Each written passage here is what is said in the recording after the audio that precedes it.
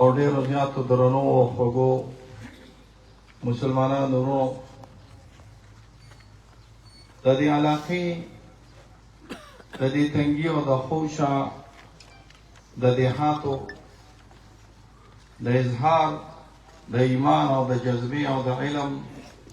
دپاره تاسو راغونډ شوي دا ستاسو د الله او د رسول صلی الله علیه وسلم سره د مینې او د محبت اظهار دی دا ستاسو د شعائر الدین د علم او د علما سره د محبت اظهار دی او دا اعلان د دې خبرې دی چې موږ د ظلم او د جبر او د ناحقه قتل و قتال د عوامو هم خلافي او خصوصا د جید علماء کرامو او د هغه جید علماء کرامو چې علاقه ټوله په هغې باندې خپله دا ستاسو فی الحال یو اظهار دی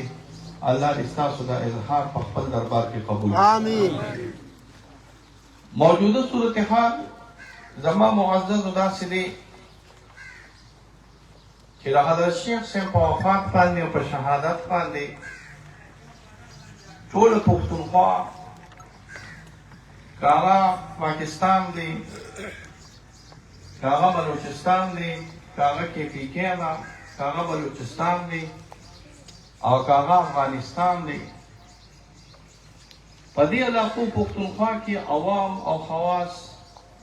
زنانه نارینه او بیا عام پاکستان کې علما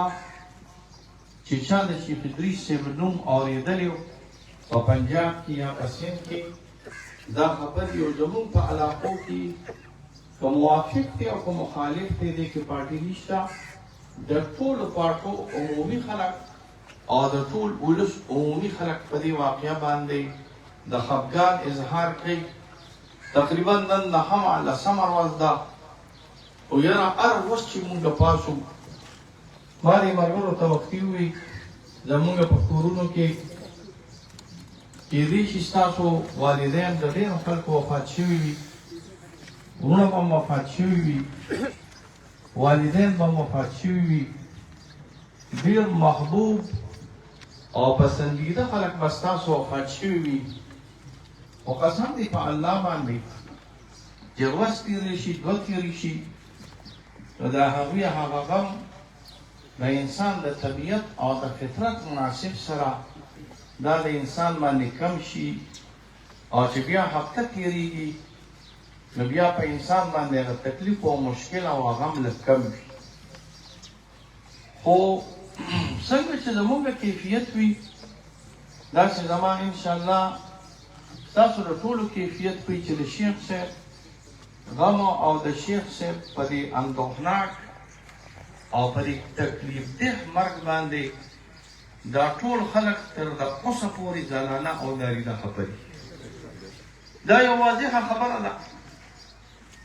دا ستاسو د دین اظهار هم دی دا ستاسو د پښتو اظهار هم دی دا ستاسو د طبیعت اظهار دی دا ستاسو علماء سره د محبت اظهار هم راغلی مونږ په دې باندې ستاسو شکریا ادا کوو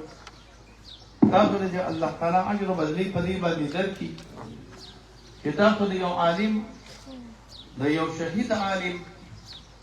د یو بېکس عالم د یو بې خطا عالم او د یو مظلوم عالم متعلق چې کوم عوامو زموږ محبت ښکاره کړو نو تاسو له الله تعالی د دې اجر درکړي او اجر به درکړي انشاءالله خو دا موجوده جلسه او دا موجوده جمع زمونږ د دې لپاره راغلې ده چې زمونږ زړه خو اري اري دی زمونږ د ټول دا ولاړ خلک چې دا ټول په دې خبره باندې خفه دي دا ټول د دې اظهار کې چې مونږ د شیخ صاحب په وفات باندې او د شیخ صاحب په شهادت باندې خفه یو خو مونږ دا جمع د احتجاج صرف د یو خبرې لپاره کوو هغه مونږ دا ویو چې یو خو چې چا دا کار کړی دی زمونږ د پاک رب نه دا امید دی چې الله پاک ته په دنیا او په آخرت کې شرموي الله تعالی به په دنیا او په آخرت کې ذلیله کوي ان شاء الله. دا زموږ د الله نه امید دی. دا ماته مسلمان نه ښکاري، دا ماته د یو ډېر سخت زړه والا انسان ښکاري. دا یو داسې انسان ماته ښکاري چې د ده په زړه کې د کاڼي نه راغلی دی. د انسان لاس په یو سړي باندې اوچتېږي، خو یو داسې سپینږیري ضعیف عالم الدین چې هغه ډېر بې ضرره سړی وي او هغه د احادیثو د رسول الله صلی الله علیه وسلم درس لري، سپینې جامې اغوستې وي او سپینه ږیره یې نیولې وي او ته په هغې باندې بیا هم لاس اوچتی او د هغه دا سپینه ږیره ته په وینو کې لیتپیت کوې او د هغه دا سپینې جامې ته په وینو کې لیتپیت کوې، نو تا دې الله تعالی د دین او د دنیا په ضلالت سره ذلیل کړي او تا دې الله تعالی د دین او د دنیا په شرمندګۍ سره وشرموي او قوم ته دې الله تعالی وښایه. دویم نمبر مونږ دا ویو چې زمونږ په دې وطن کې یو قانون دی، زمونږ په دې وطن کې یو رول دی، زمونږ په دې وطن کې فورسز دي، زمونږ په دې وطن کې نه یا عدلیه ده، زمونږ په وطن کې یو قوت دی چې هغه په بریتو باندې لاس تاووي چې هلکه ولې په دې وطن کې په دې نه مانه پاسه به څوک نه وي. دا خو دي که نو موږ د هغه کسانو نه مطالبه کوو څوک چې د دې حکومت او د کرسۍ په نشه کې او د کرسۍ په زور کې نه مبتلا راغلي دي. دا به دوه قسمه راغلي. صفا خبرې کوو، تاسو په دې مه خفه کېږئ. یا خو به دا وي چې زموږ امید دی کېدی شي چې دوی به د دې خبرې نه نی خبرې یعنې فلحال قاتل به دوی ته نی معلوم،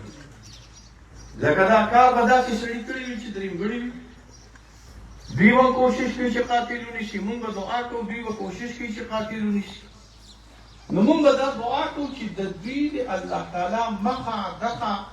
او سترګې د الله تعالی کولو کړي چې حقیقي قاتل مونږ ته